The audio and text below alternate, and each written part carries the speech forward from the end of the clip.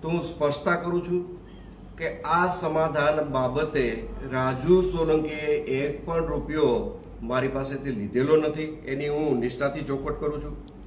રાજુ સોલંકીએ જરૂર મારી પાસે એક વાત રજૂ કરી છે, પણ એમાં રાજુ સોલંકીનો કોઈ સ્વાર્થ નથી.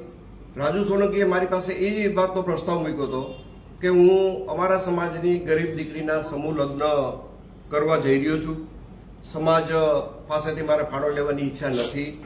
તમે મને આ સમૂહ લગ્નમાં ભોજન સમારંભના ખર્ચમાં તમારે મને મદદ કરવાની છે અને આ ભોજન સમારંભ તમારે મને કરાવી દેવાનો છે. અને એમાં મેં રાજુને હા પાડેલી છે. બાકી રાજુએ કોઈ રોકડા પૈસાની વાત, કોઈ સમાધાન પેટે સોદાની વાત રાજુ સોલંકીએ મને ક્યારેય કરેલી નથી. રાજુ સોલંકી એક પણ પૈસાનો મારે વહીવટ થયેલો નથી. હું બધાને વિનંતી કરું છું કે આ પ્રકરણને અવળે રસ્તે દોરવા માટે, ગુમરાહ કરવા માટે જે વાતો સમાજની વચ્ચે મૂકવામાં આવે છે એમાં મૂળ મુદ્દો પૈસા છે. પૈસાની આ સમાધાનની અંદર કોઈ વાત નથી આવી. પૈસાનો કોઈ સોદો નથી. જે મારી અને રાજુ સોલંકીના પરિવાર વચ્ચેની જે ગેરસમજ હતી એ ગેરસમજ અમે સામે બેસીને દૂર કરી છે. મારે આ પ્રકરણમાં વધારે એવું કહેવું છે કે સમગ્ર પ્રકરણ જ્યારે બન્યું ત્યારે સામાન્ય ઉગ્ર બોલાચાલીનો મામલો હતો.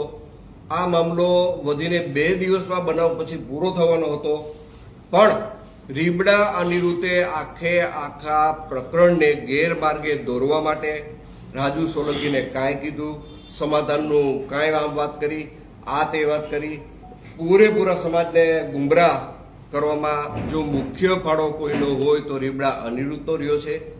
રાજુ સાથે બેઠા પછી મને ઘણી વાતની ખબર પડી કે આ પ્રકરણમાં રાજુ કંઈ દોષિત છે જ નહીં.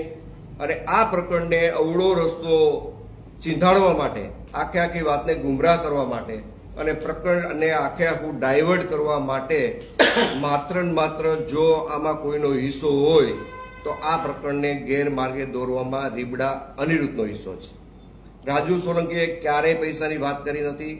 રાજુ સોલંકીના પુત્ર જે મારી બાજુમાં બેઠો છે સંજય, એમને કોર્ટ સમક્ષ જે કંઈ બનાવની હકીકત હતી એ હકીકત કોર્ટ સમક્ષ એને રજૂ કરી દીધી છે. વાત હવે પછીના કેસની છે. તમારા કેસની રીતે પણ સમાધાન થઈ ગયું છે, કાયદાની રીતે પણ સમાધાન થઈ ગયું છે અને મૌખિક અમે બેઠા પછી એક પારિવારિક ભાવનાથી અમારી વચ્ચે આ સુખદ અંત આવ્યો છે.